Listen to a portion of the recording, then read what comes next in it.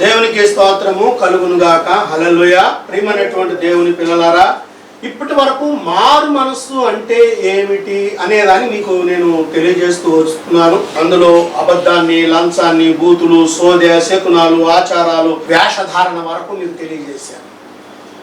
ఇప్పుడు మీకు తెలియచేసేది ఏంటంటే తిథులు, నక్షత్రాలు. దేవునికి స్తోత్రం కలుగునుగాక. ఈ యొక్క నక్షత్రాల గురించి, తిథుల గురించి మీరు విన్నారా? ఇవి లేకోకుండా మనిషి బతుకుతున్నాడా? ఒక ఇంట్లో ఒక పెళ్లి చేయాలంటే మంచి ముహూర్తం చూసి, అంటే మంచి తిథు, ఏ నక్షత్రం ఏ తిథిలో పుట్టాడు దాన్ని బట్టి మనం పేరు పెట్టాలి అనే స్థాయికి దిగజారిపోయారు క్రైస్తవ జీవితం. ఈ తిథులు, నక్షత్రాలు అసలు ఎలా వచ్చినాయి, అసలు దీని విధానాలు ఏంటి అని ఒక్కసారి మనం దాన్ని గుర్తు చేసుకుందాం. దేవునికి స్తోత్రము కలుగునుగా. మీకు యోబు గ్రంథంలో ఒక విషయాన్ని నేను తెలియజేయాలని ఆశపడుతున్నాను ప్రియా దేవుని పిల్లలారా. యోబు గ్రంథము మీ అందరికీ కూడా సాధ్యమైనంత వరకు తెలుసు అనే అనుకుంటున్నాను. యోబు గ్రంథము 38వ అధ్యాయము 31వ వచనములో నుండి కొన్ని మాటలు చూద్దాం. ఇక్కడ ఏమంటాడంటే, కృత్తికా నక్షత్రములను నీవు బంధింపగలవా? మృగశీర్షకు కట్లను విప్పగలవా? వాటి వాటి కాలములలో నక్షత్ర రాసులు వచ్చినట్లుగా చేయగలవా? సప్తర్షి నక్షత్రములను వాటి ఉపనక్షత్రములను నీవు నడిపింపగలవా? ఆకాశ మండలపు కట్టడలను నీవు వెలుగుదవా? దానికి భూమి మీద గల ప్రభుత్వమును నీవు స్థాపింపగలవా? ఇక్కడ అంటున్నాడు. ఇక్కడ కృత్తికా నక్షత్రము, మృగశీర్షిక, సప్తర్షి నక్షత్రము, దాని ఉపనక్షత్రాలు, వీటి గురించి నా మాట్లాడుతూ ఉన్నాడు. ఈ నక్షత్రాలు దేవుడు సృష్టించిన నక్షత్రాలు. ఈ యొక్క నక్షత్రాలు ఎంతగా వెళ్తున్నాయి, ఎలా వెళ్తున్నాయి, ఏం చేస్తున్నాయి అని మనం ఆలోచన చేసినప్పుడు, ఈ నక్షత్రాల యొక్క విషయంలో ఏ నక్షత్రంలో పుట్టాడు అంటే, నీ కొడుకు కృత్తికా నక్షత్రంలో పుట్టాడా, మృగశీర్షికలో పుట్టాడా, సప్తర్షిలో పుట్టాడా, ఎలా నువ్వు తెలుసుకోగలుగుతున్నావు అంటే, నువ్వు ఎక్కడికి వెళ్తున్నావు? మళ్ళీ నువ్వు ఆచారాల దగ్గరికి వెళ్ళిపోతున్నావు. అక్కడికి వెళ్ళిన తర్వాత ఏం చేస్తున్నావు? ఆ తిథులు, నక్షత్రాలు చూస్తున్నావు. కొంతమంది అయితే తెలివిగా క్యాలెండర్ చూసుకొని ఆ అబ్బాయి ఈ నక్షత్రంలో పుట్టాడని చెప్పేస్తున్నాడు ఆటోమేటిక్గా. అసలు సమస్తం కూడా నువ్వు మార్మల్స్ పొంది బాప్తిసం తీసుకున్నాను అని అంటే, ఈ నక్షత్రాలతో నీకేంట్రా బాబు పని? ఈ నక్షత్రాల వ్యవహారం నీకు ఎందుకు వచ్చింది? నువ్వు ఎక్కడికి వెళ్తున్నావు? ఇంకొక మాట చూపిస్తాను చూడండి. ఈ నక్షత్రాల యొక్క పుట్టుక, ఇంకా దాని విషయం, దాని పుట్టుక ఎలా ఉందో నేను చెప్పనా మీకు. యోబు గ్రంథము 9వ అధ్యాయం 9వ వచనం. ఆయన స్వాతి నక్షత్రమును, మృగశీర్షమును, నక్షత్రము వాటిని దక్షిణ నక్షత్ర రాసులను చేసిన వాడు. దేవునికి స్తోత్రము కలుగునుగాక. ఎవడను తెలుసుకోలేని మహత్తైన కార్యములను, లెక్కలేని అద్భుత క్రియలను ఆయన చేయుచున్నాడు. దేవునికి స్తోత్రము కలుగునుగాక. దేవునికి స్తోత్ర. ఇక్కడ ఇంకొక నక్షత్రం వచ్చింది, స్వాతి నక్షత్రం, మృగశీర్షిక నక్షత్రం, కృత్తికా నక్షత్రం, వాటి దక్షిణ నక్షత్ర రాశులను దేవుడు చేశాడు. అంటే ఇప్పుడు దీన్ని బట్టి నీకు చూస్తే నీకు అర్థమైంది ఏంటో తెలుసా? దక్షిణ నక్షత్ర రాశులు, ఉత్తర నక్షత్ర రాశులు. ఈ రాశులు వాటి వాటి యొక్క విధానాల్లో వెళ్తున్నాయి. వాటిని సృష్టించిన వాడు దేవుడే. అందుకనే అంటాడు ఇక్కడ మనం చూసినప్పుడు, ఏమన్నాడు? కృత్తికా నక్షత్రములను నీవు బంధింపగలవా అన్నాడు. బంధించడం నీ వల్ల ఇద్దా? మృగశీర్షకు కట్లు విప్పగలవా అన్నాడు దేవుడు. నువ్వు విప్పగలవా? నీ వల్ల అవుతుందా? సప్తర్షి నక్షత్రములను వాటి ఉపనక్షత్రములను నీవు నడిపింపగలవా? నీ వల్ల అవుద్దా? నీ చేత కాదే. అసలు నక్షత్రాల జోలికి ఎందుకు వెళ్తున్నావు అండి? నీకు పుట్టిన పిల్లలు ఏదో దాంట్లో పుడతారు. దేవుడు పుట్టించాడు అంతే. ఆయన సృష్టించిన మనుషుడు ఎప్పుడు ఎలా పుట్టాలో దేవుడికి తెలుసు. నీకెందుకు ఇవన్నీ? నీ కుమారుడికి పేరు పెట్టాలంటే ప్రార్థన చేయి. ప్రార్థన చేసి, ప్రభువా నా కుమారుడికి ఒక మంచి పేరును దయచేయమని ప్రార్థన చేయి. దేవునికి తెలియజేయకపోతే నన్ను అడుగు, నేను చూస్తా. పేర్లు పెట్టడానికి నీకు తిథులు, నక్షత్రాలు కావాలి. అదేనా నీ యొక్క జీవితం? ఇదేనా నీ మార్గం? ప్రియమైనటువంటి దేవుని పిల్లలారా, అందుకనే ఇక్కడ మనం చూసినట్లయితే, మరి ఈ యొక్క యెషయా గ్రంథంలో 47వ అధ్యాయంలో మీకు ఒక మాటను నేను తెలియజేయాలని ఆశపడుతున్నాను దేవుని పిల్లలారా. 47వ అధ్యాయము 12వ వచనములో నుండి, నీ బాల్యము నుండి నీవు ప్రయాసపడి అభ్యసించిన నీ కర్ణ పిశాచ తంత్రములను నీ విస్తారమైన శకునములను చూపుటకు నిలువుము. ఒకవేళ అవి నీకు ప్రయోజనకరము లేవునేమో, ఒకవేళ నువ్వు మనుషులను బెదిరింతువేమో, నీ విస్తారమైన యోచన వలన నీవు అలసి ఉన్నావు. జ్యోతిష్కులు, నక్షత్ర సూచకులు, మాసచర్య చెప్పువారు నిలవబడి నీ మీదకి వచ్చినవి రాకుండా నిన్ను తప్పించి రక్షించుదురేమో ఆలోచించు. వాళ్ళేమన్నా నిన్ను రక్షిస్తారా? ఈ మాసచర్యలు చెప్పువారు నిన్ను రక్షిస్తారా? ఈ జ్యోతిష్కులు నిన్ను రక్షిస్తారా? చూడండి ఎలా రక్షిస్తారు. నేను ఒక రోజు కూర్చొని వార్తలు వింటున్న టైంలో ఒక ఆయన అంటున్నాడు, ఇదిగో భారత టీము ఈసారి బ్రహ్మాండంగా గెలుస్తుంది, కప్పు మందే అని చెప్పేసి ఆయన ప్రవచించాడని ఇందులో చెప్పాడు. ఆ యూట్యూబ్లో వాటిల్లో వీటిలో ఎక్కడ చూసినా అదే చెప్పాడు. అసలు ఆ సంవత్సరం వాళ్ళు చెప్పిన సంవత్సరమే ఘోరంగా ఓడిపోయింది. ఈ జ్యోతిష్కులు చెప్పింది నువ్వు నమ్ముతున్నావా? ఎందుకు నీకు అసలు ఇవేంటి? నీ దేవుని గ్రంథం ఏంటి? నువ్వు దేవుని సన్నిధిలో మోకరించి నువ్వు ప్రార్థన చేస్తున్నప్పుడు ఊరీము ద్వారానైనను, కళల ద్వారానైనను, ప్రవక్తల ద్వారానైనను దేవుడు నాతో మాట్లాడుటలేదు అని సౌలు మాట్లాడిన మాటలు నువ్వు మర్చిపోయావా? దేవుడు మోకరించి ప్రార్థన చేస్తే నీతో మాట్లాడతాడు. అసలు ఏ రోజు ఎప్పుడు నువ్వు బయటికి వెళ్ళాలో వద్దో దేవుడు నీతోనే చెప్తాడు. దేవునికి స్తోత్రము కలుగును గాక. హల్లెలూయా.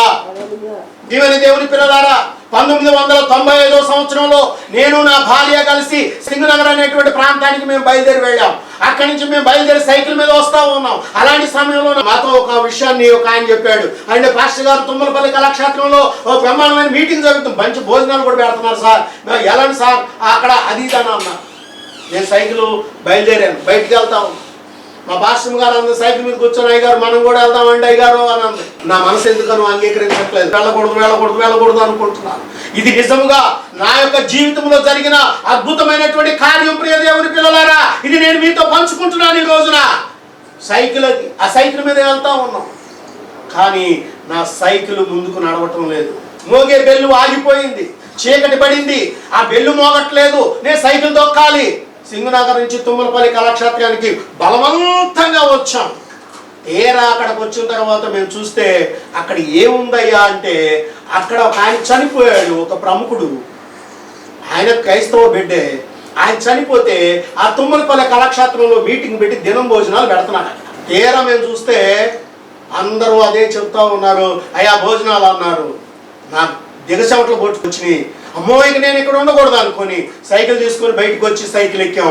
అక్కడ కనీసం మంచినీళ్ళు కూడా తాగలేదు దేవుని పిల్లలారా. ఆ సైకిల్ ఎక్కాను, బెల్లు మోగుతుంది, సైకిల్ నడుస్తుంది.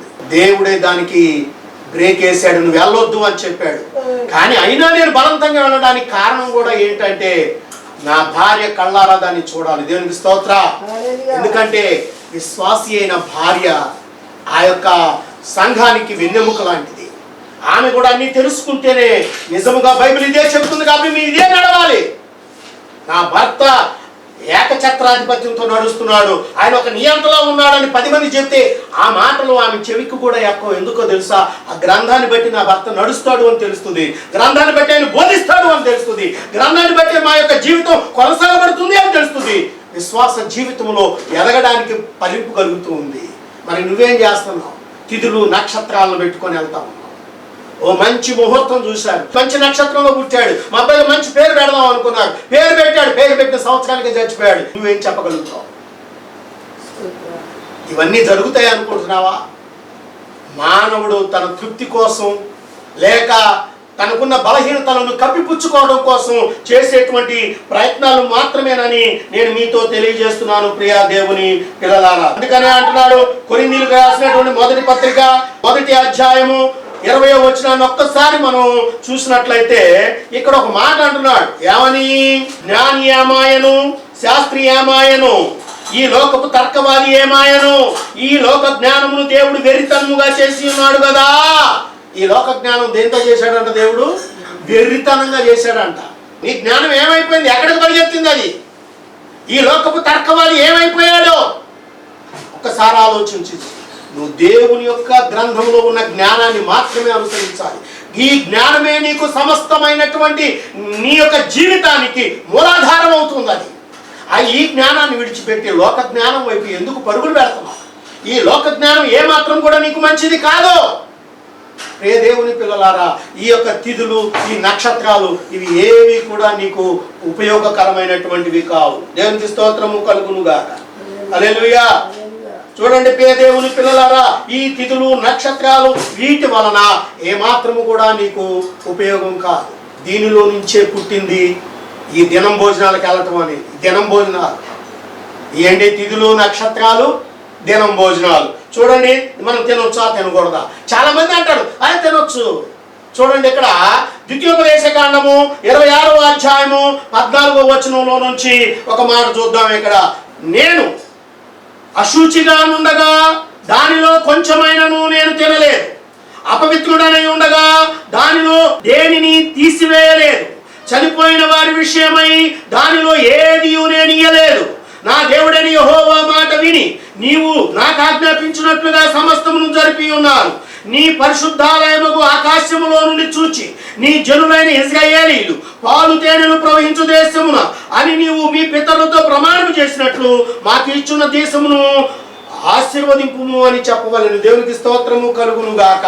నువ్వు నివసిస్తున్నటువంటి నీ దేశం ఆశీర్వదింపబడాలంటే క్రైస్తవుడిగా నువ్వు దినం భోజనాలు మానేయాలి. అందుకని నేనేమన్నాడు ఇక్కడ? చనిపోయిన వారి విషయమై దానిలో ఏది నేను ఇయ్యలేదు. దానిలో నేను ఎందుకు పాలు పంపులు కలిగి ఉంటానంటే నాకేంటి సంబంధం? అది వద్దు అని దేవుడు చెప్తున్నాడు కదా. నువ్వు దినం భోజనాల దగ్గరికి వెళ్ళొద్దు అంటున్నాడు. నువ్వు ఎందుకు వెళ్తున్నావు? దేవుడు మాట్లాడినప్పుడు నువ్వు వినవా? ఆ మాటలు నువ్వు లోబడవా? బైబిల్ చెప్పటం లేదా నువ్వు అనుకుంటున్నావా? దేవునికి స్తోత్రము కలుగును గాక. హల్లెలూయా. ఇర్మియా గ్రంథంలో ఒక మాట చూపిస్తాను, చూద్దాం. ఇక్కడ కూడా ఇర్మియా గ్రంథము 16వ అధ్యాయం. ప్రియమైన దేవుని పిల్లలారా, ఒకసారి మీ బైబిల్ గ్రంథాలు చూడండి. బైబిల్ గ్రంథము ఖచ్చితంగా మీరు తెరిచి చూసి అప్పుడు దానిని మీరు నమ్మాలి. వాక్యం చెబితే నమ్మడం కాదు, వాక్యం చదువుతూ నమ్మండి. వాక్యంలో ఉన్నటువంటి దాని నీతిని కనుగొనండి. దేవునికి స్తోత్రము కలుగును గాక. హల్లెలూయా. 16వ అధ్యాయము 7వ వచనంలో నుండి చూద్దాం. దేవుని పిల్లలారా, చచ్చిన వారిని గూర్చి జనుల ఓదార్చుటకు అంగలార్పు ఆహారము ఎవరును పంచిపెట్టరు. ఒకరి తండ్రి అయినను తల్లి అయినను చనిపోయినని ఎవరును వారికి ఓదార్పు పాత్రను త్రాగనీయకుందురు. వారి యొద్ద కూర్చుండి అన్నపానములు పుచ్చుకొనుటకు నీవు విందుశాలలో ప్రవేశించకూడదు.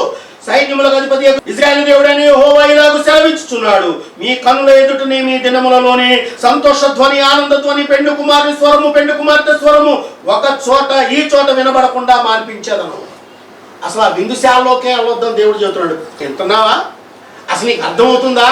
అక్కడికి వెళ్ళిన తర్వాత అది ఎవడైనప్పటికీ కూడా అది మంచిది కాదు అని దేవుడు చెప్పాడు. నువ్వెందుకు వెళ్తున్నావు?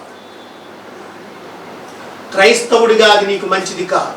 అలా తినవద్దు అని దేవుడు చెప్తున్నాడు. నువ్వెందుకు తింటున్నావు?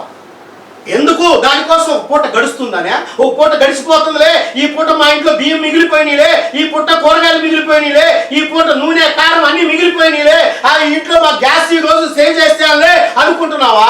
ఒక్క పూట కూటి కోసం ఏసావు తన జ్యేష్ఠత్వాన్ని పోగొట్టుకున్నాడు. సిరికి కావాలనుకున్నది మరలా దొరకలేదు. దేవుని పిల్లలారా, ఏమనుకుంటున్నావు ఈ రోజున? దినం భోజనాలు అంటే అంత ఇష్టంగా పరిగెడుతున్నావా? చూడండి ప్రియ దేవుని పిల్లలారా, మరొక మాట నేను చూపిస్తాను. హోషేయ గ్రంథంలోకి వద్దాం ఒకసారి. బైబిల్ గ్రంథం ఉన్నటువంటి మీకు అందరూ కూడా మీ గ్రంథాలు తెరిచి దేవుని యొక్క వాక్యాన్ని జాగ్రత్తగా వినాలని ప్రభు పేరట నేను మీకు మనవి చేస్తున్నాను. దేవునికి స్తోత్ర. హోషేయ గ్రంథము 9వ అధ్యాయము 3వ వచనములో నుండి, ఎఫ్రాయిమీయులు ఐగుప్తుకు మరలుదురు, అషూరు దేశములో వారు అపవిత్రమైన వాటిని తిందురు, యెహోవా దేశములో వారు నివసింపకూడదు. యెహోవాకు ద్రాక్షారస పానార్పణములను వారు అర్పింపకూడదు. వారు అర్పించు బలులు బలులందు ఆయనకి ఇష్టము లేదు. వారు ఆహారముగా పుచ్చుకున్నది ప్రలాపము చేయు వారి ఆహారము వలె అగును. దాన్ని భుజించు వారందరూ అపవిత్రులగుదురు.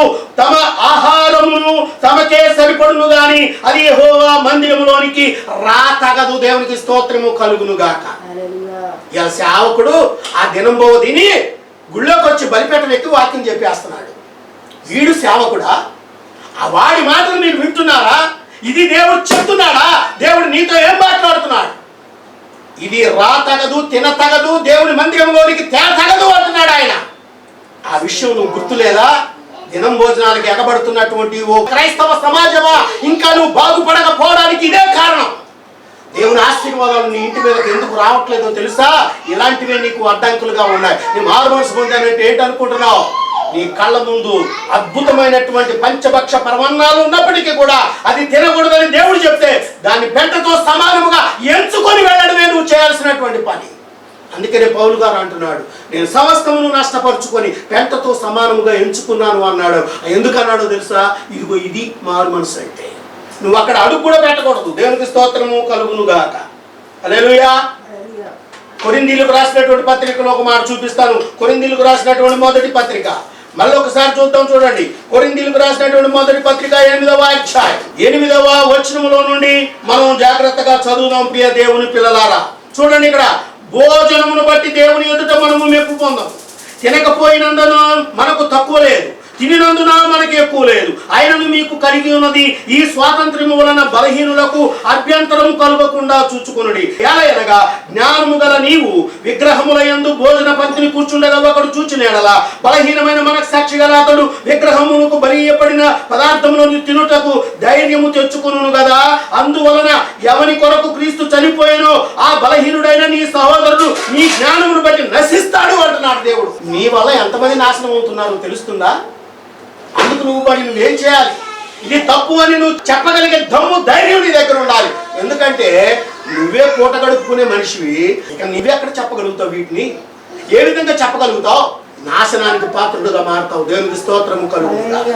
ఏమండి, ఇవన్నీ మాకు తెలియదండి అంటారు కొంతమంది విశ్వాసులు. నిజమే, తెలియదు. ఎందుకు తెలియదు చెప్పనా? యెహెజ్కేలు గ్రంథం చూద్దాం. 22వ అధ్యాయం 26వ వచనములో నుండి ఆ కొన్ని మాటలు చూద్దాం. ప్రియ దేవుని పిల్లలారా, దాని యాజకులు నా ధర్మశాస్త్రమును నిరాకరించుదురు, నాకు ప్రతిష్ఠితములకు వస్తువులను అపవిత్రపరచుదురు. ప్రతిష్టమైన దానికిని సాధారణమైన దానికిని భేదమెంచరు. పవిత్రమైనదేదో అపవిత్రమేదో తెలుసుకొనుటకు జనులకు నేర్పరు. నేను విధించిన విశ్రాంతి దినములను ఆచరింపరు. వారి మధ్య నేను దూషింపబడుచున్నాను. దేవునికి స్తోత్రము కలుగును గాక. సమాజంలో మనం ఎందుకు దూషింపబడుతున్నామో తెలుసా? ఇందుకేనండి. ఒక్క పూట కూటి కోసం నువ్వు కక్కుర్తి పడుతున్నావు, దినం భోజనాల కోసం పరుగులు పెడతా ఉన్నావు. ఎందుకండి ఈ జీవితం? ఇదేనా నీ జీవితం? నువ్వు కష్టపడితే నువ్వు తినలేవా? అంతకంటే గొప్ప భోజనాన్ని నువ్వు ఆరగించలేవా? దేవుడు నీకు అంతకంటే గొప్ప గొప్ప వాటి నీకు పెట్టడా? దేవునికి స్తోత్రము కలుగును గాక. హల్లెలూయా. ప్రియమైన దేవుని పిల్లలారా, నేను ఇందాక మొదటగా ఒక సాక్ష్యం చెప్పాను. ఏం చెప్పానండి? ఎక్కడికి వెళ్ళామని చెప్పాను. అక్కడ దినం అంటే సంగతి మాకు తెలియదు. నా భార్య వెళ్దామండి అంది, అందరు పాస్టర్లు అందరూ వెళ్తున్నారు అండి అంది. కానీ నా సైకిల్ నాతో మాట్లాడుతుంది. దేవుడు ఆనాడు గాడిదతో మాట్లాడినట్లుగా నా సైకిల్తో దేవుడు మాట్లాడిచ్చాడు. మేము అక్కడి నుంచి ఆ యొక్క బిలాముతో మాట్లాడినట్టుగా సైకిల్ నాతో మాట్లాడుతుంది. ఆ యొక్క సైకిల్ బిలం మానేసింది. సైకిల్ తొక్కను కూడా తొక్కలేకపోతున్నాను. తిరిగి నేను ఇంటికి వచ్చాను. మేము దేవుని పిల్లలారా, మీకు ఒక విషయాన్ని చెప్తాను. అదే 95 ప్రాంతంలో అప్పటికి మేము 10 రోజులు అన్నం తిని 10 రోజులు వంట లేదు ఇంట్లో. నాకు 4 పిల్లలు. ఇదిగో అలాగే పడుకొని ఉన్నాం. అక్కడి నుంచి వచ్చేసాం. ఆ తిండి కోసం నేను ఆశపడలేదండి, దానికోసం నేను ఇష్టపడలేదండి. దాని నుంచి నేను యువతలకు వచ్చాను. ఇంట్లోకి వచ్చి ప్రార్థన చేసుకున్నాం. నా బిడ్డలందరినీ దగ్గరకు తీసుకొని నేను నా భార్య మోకరించి ప్రార్థన చేశాం. ప్రభానికి స్తోత్రం నాయన, నన్ను తప్పించావు ప్రభా. నాయన నీకు వందనాలు. మరి నా బిడ్డలో నేను ఒక్కసారి జ్ఞాపకం చేసుకో ప్రభా. నీ సువార్త సేవకే తిరిగి వచ్చాను ప్రభా. అయ్యా ఇదిగో ఎంతో దూరం తొక్కాను ప్రభా. నాయన నన్ను జ్ఞాపకం చేసుకో ప్రభా. నా దేవుని సన్నిధిలో నేను ప్రార్థన చేశాను. నేను ప్రార్థన చేసి మేము అలా పడుకున్నాము. రాత్రి 1 గంట సమయంలో ఎవరో తలుపు పడుతున్నారు. ఎవరాన్ని తలుపు తీసి చూస్తే వాళ్ళు వేడిగా బేసి నిండా భోజనం తీసుకొని వచ్చి మా ముందు పెట్టారు. అది ఏం భోజనం తెలుసండి? మటన్ బిర్యానీ. దేవునికి స్తోత్రం కలుగును గాక. అర్ధరాత్రి 1 గంటకి నా దేవుడు కాకులతో ఆహారం పంపించినట్లుగా, ఇదిగో ఆ యొక్క మోషేకు ఆ యొక్క దేవుడు ఆహారం పంపించినట్లుగా, అదిగో ఏలియాకు దేవుడు ఆహారం పంపించినట్లుగా, నోవాహుకు దేవుడు ఆహారం పంపించినట్లుగా దేవుడు నాకు కూడా ఆహారాన్ని పంపించాడు. అద్భుతమైనటువంటి భోజనం నేను నా బిడ్డలు కూర్చొని తినగలిగాం ఆ రోజున. దేవునికి స్తోత్రం కలుగును గాక. దేవుడు పెట్టడా? ఇదిగో దొరికింది కదా అని అక్కడ కూడా బ్రహ్మాండమైన భోజనం పెడుతున్నారు వాళ్ళు. మరి నేను భోజనానికి తల ఉంచలేదు. అక్కడ నా దేవుడు నన్ను బ్రహ్మాండంగా చూశాడు. ఆ తెల్లారి నుంచే దేవుడు నాకు ఇంకా ఆశీర్వాదాలు ఇవ్వడం మొదలు పెట్టాడు. దేవునికి స్తోత్రం కలుగును గాక. ప్రియమైనటువంటి దేవుని పిల్లలారా, దేనికోసం నువ్వు తహతహలాడుతున్నావు? ఎందుకు దానికోసం పరుగులు పెడుతున్నావు? తిండి కేవలము నీ జీవితాన్ని నాశనం చేస్తుంది. దేవునికి స్తోత్ర. ఆ తిండి కోసం నువ్వు పాటుపడద్దు. ఆ తిండి కోసం నీ జీవితాన్ని నాశనం చేసుకోవద్దు. తిండే పరమావధి కాకూడదు. దేవునికి స్తోత్ర. తిండి వలన నీ కడుపు నిండుద్దేమో కానీ దేవుని మాట వలన నీకు ఆకలే లేకుండా చేస్తాడు. దేవునికి స్తోత్రం కలుగునుగా. అది ఆయన యొక్క గొప్ప కృప, ఆయన మహద్భాగ్యం. అది దానికే నువ్వు ఆశపడాలి. ఆ యొక్క విషయంలోనే నువ్వు ఎంతగానో సంతోషించాలి. నువ్వు దాన్ని మర్చిపోతున్నావు. తిండి తిండి తిండి. అందుకని ఫిలిప్పీలకు రాసినటువంటి పత్రికలో దేవుడు ఒక అద్భుతమైనటువంటి మాటను దేవుడు మాట్లాడుతున్నాడు. ఏం మాట్లాడుతున్నాడు అంటే ఆయన ఫిలిప్పీలకు రాసినటువంటి పత్రిక 3వ అధ్యాయము 10వ వచనం నుండి మనం చూస్తే, అందుకనే పౌలు గారు ఒక అద్భుతమైనటువంటి మాట మాట్లాడుతున్నాడు. ఏ విధము చేతనైనను మృతులలో నుండి నాకు పునరుద్ధానము కలుగవలెనని ఆయన మరణ విషయములో సమానానుభవము గలవాడనై ఆయనను ఆయన పునరుద్ధాన బలమును ఎరుగును నిమిత్తము. ఏమన్నాడు ఇక్కడ? ఏమంటున్నాడు ఆయన? ఏ విధము చేతనైనను మృతులలో నుండి నాకు పునరుద్ధానము అంటే, ఒకవేళ నేను చచ్చిపోతాను, నేను కూడా మానవుణ్ణే, నేను మరణించిన తర్వాత ఆ పునరుద్ధాన బలముతో దేవుడు నన్ను లేపే దేవుడు అనేవాడు ఒకడు ఉన్నాడు. ఆయన యేసుక్రీస్తు ప్రభు అయి ఉన్నాడు. యేసు ప్రభు ఏం చేశాడండి? ఆయన చనిపోయాడు, 3వ రోజు లెగుస్తానని లెగిశాడు. దేవుని యొక్క రాకడలో ఇప్పుడు నువ్వు చనిపోయినా, నీ శవము ఆ యొక్క అందులో పెట్టబడినా, ఆ మట్టిలో నువ్వు కలిసిపోయినా, ఆ దేవుని రాకడో నీ ఎముకల చేత నువ్వు పైకి లెగుస్తావు, మహిమ రెక్కలు ధరించుకొని పైకి వెళ్ళిపోతావు. దేవునికి స్తోత్ర. సమానానుభవం అంటే అది. దానికోసం అంటున్నాడు ఆయన, సమానానుభవం గలవాడనై ఆయనను ఆయన పునరుద్ధాన బలమును ఎరుగు నిమిత్తమును ఆయన శ్రమలలో పాలివాడనొకట ఎటుదో ఎరుగు నిమిత్తం. ఎందులో పాలివాడడం అవ్వాలంట మనము? ఎందులో? ఆయన శ్రమలలో పాలివాడడం అవ్వాలంట. శ్రమ అంటే ఏంటండి? ఆకలి దప్పులే శ్రమ. అంతకన్నా నీకు పెద్దగా ఏమి ఉండవండి. నీకు అందరికీ బోర్డంత డబ్బు కనపడద్ది, కానీ నీకు కనపడని డబ్బు నీ దగ్గర ఉంటుంది. అది నీకు తెలీదు. అది తీసుకోవటానికి నువ్వు శ్రమ అనుభవించాలి. దేవునికి స్తోత్రం కలుగునుగా. ఆ యొక్క శ్రమలలో పాలివాడనొకటి ఎటుదో ఎరుగు నిమిత్తము సమస్తమును నష్టపరుచుకొని వాటిని పెంటతో సమానముగా ఎంచుకొనుచున్నాను. ఏంటో ఎలా ఎంచుకోవాలంట మనము? పెంటతో సమానంగా ఎంచుకోవాలి. పెంటతో సమానముగా ఎంచుకోవాలి. నీ జీవితంలో ఏ దినం భోజనం నువ్వు చేయకూడదు. అదే దేవుడు నీతో చెప్తున్నాడు. ఎక్కడికి నువ్వు పరిగెట్టవద్దు. ప్రియమైనటువంటి దేవుని పిల్లలారా, ఇలాంటి విషయాలను నువ్వు ఎందుకు తెలుసుకోలేకపోతున్నావు? వాళ్ళకి మారు మనసు లేదు, బాప్తిసం లేదు, నువ్వు దేవుని బిడ్డలుగా ఉండట్లేదు. అసలు నిజంగా క్రైస్తవుడైనటువంటి వాడి దినాలు పెట్టడం ఏం చేస్తాడంటే, వాళ్ళని జ్ఞాపకం చేసుకుంటూ క్రీస్తు సువార్తను ప్రకటించడానికి ప్రార్థన పెడతాం, కానీ భోజనాలు చేయాల్సిన అవసరం మనకే లేదు. క్రైస్తవ జీవితంలో నువ్వు తెలుసుకోవాల్సినటువంటి విషయాలు చాలా ఉన్నాయి, కానీ వాటి జోలికి నువ్వు వెళ్ళడం లేదు, వాటి లోతుల్లోకి వెళ్ళడం లేదు. అందుకే దేవుడు నీతో మాట్లాడుతున్నాడు. దేవుని సన్నిధిలో ఆయన ఆజ్ఞ ప్రకారంగా నడుస్తూ నువ్వు ముందుకు సాగాలని ప్రభు పేరట నీకు మనవి చేస్తున్నాను. ప్రార్థన చేసుకుందాం. మన మధ్యలో ఉన్నటువంటి పాస్టర్ గారు మనల్ని ప్రార్థనలో నడిపిస్తారు. చెప్పబడిన వాక్యాన్ని బట్టి ప్రార్థన చేసుకున్నాం. మరి ఎవరైతే మన వాక్యాన్ని విన్నారు, దాన్ని బట్టి మరి విశ్వాసం కలిగి ఏది మంచిదో ఏది చెడ్డదో దాన్ని మరి మనం గ్రహించుకొని దాన్ని బట్టి మనం నడుచుకుంటాం. మరి సమాజంలో మనం జీవిస్తున్నామంటే, మరి దేవుడి రాజ్యానికి మన వారసులుగా క్రైస్తవమైన మనం ఉండాలంటే మన మాటల్ని మనం ఒకసారి జ్ఞాపకం చేసుకుని భయభక్తులు కలిగి దేవుని భయంతో మనం జీవించాలి. మరి మనం ప్రార్థన చేసుకుందాం, మోకరించండి, ప్రవేశిస్తాం. దేవానికి స్తోత్రములు ప్రభా. పరిశుద్ధుడా, మహాకరుడా, మహోన్నతుడా, సర్వశక్తివంతుడైన తండ్రి నీకు స్తోత్రాలు ప్రభా. ఆశ్చర్యకరుడా, ఆలోచనకర్త, అంతగా మేలున్నవాడా, నీకు వందనాలు ప్రభా. నీకు స్తోత్రాలు చెల్లిస్తున్నాం. వెలుగున్న దేవుడు ఉన్నావు కనుక ప్రభా, అయ్యా అంచె దినము రాకముందే నీ సృష్టికర్తన దేవుడు జ్ఞాపకం చేసుకోవాలి. ఆయన నీకు స్తోత్రాలు. నీ సువార్తమైన వాక్యాలు ఆయన అనేక స్థలాలు అనేక చోట్ల ప్రభా వెలువడుచుండగా అయానికి స్తోత్రాలు వినపడుచుండగా ప్రభా, అయానికి స్తోత్రాలు విన్న మాటలను బట్టి ప్రభా విశ్వాసంతో నాయన తండ్రి మేము నాయన తండ్రి ముందుకు సాగుటకు నీ కృప దయచేయండి ప్రభా. ఏది మంచిదో ఏది చెడ్డదో గ్రహించుకునే మనసును దయచేయండి ప్రభా. నీకు స్తోత్రాలు. విశ్వాసత్వాన్ని ప్రభా ముందుకు నాయన కాపాడుకుంటకు నాయన అటు ఆత్మశక్తిని దయచేయండి. లోకంలో బ్రతుకుచున్నాము కనుక నాయన లోకంలో నాయన తండ్రి నీకు స్తోత్రాలు. అయ్యా గొప్ప దేవానికి వందనాలు ప్రభా. లోకానికి పాపానికి దూరంగా ఉంటూ దేవునికి సమీపంగా ఉండి నాయన దేవుని రాజ్యానికి చేరుకుంటకు నాయన దేవుని ఎదుగుటకు నాయన అటు శక్తిని మాకు దయచేవాడు తండ్రి నీకు స్తోత్రాలు. గొప్ప దేవానికి వందనాలు. గతించిన దినముల వల్ల తిరిగి రావు, రేపేమి జరుగునో మీకు తెలియదు అంటున్నావు. దుర్దినము రాకముందే సృష్టికర్త దేవుని జ్ఞాపకం చేసుకోమంటున్నావు. దేవానికి వందనాలయ్యా, నీకు స్తోత్రాలు. అనేక స్థలాల్లో ప్రభా నీ సువార్త చెప్పబడుచున్నది నాయనానికి స్తోత్రాలు. చెవులుండి వాడు వినుల కాక అన్నావు. ఆత్మీయమైన చెవులతో నాయన ఆత్మ జ్ఞానము కలిగి నీ మాటలు ప్రభా అయ్యా లక్ష్య పెట్టి నాయన శ్రద్ధ పెట్టి ఆసక్తి కలిగి నీలో నడుచుకుంటకు నీ కృప దయచేయండి. ప్రభువానికి స్తోత్రాలు.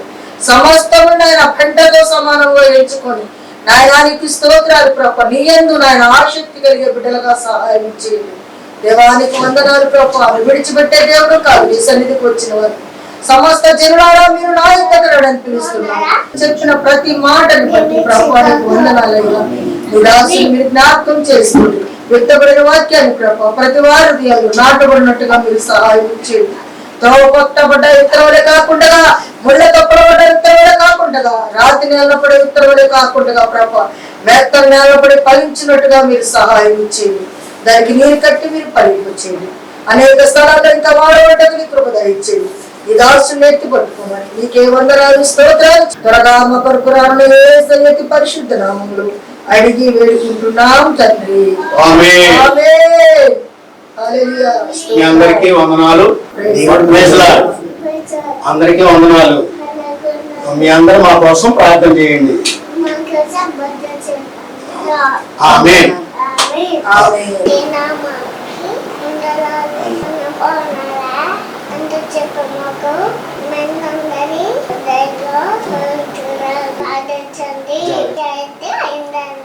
ప్రార్థన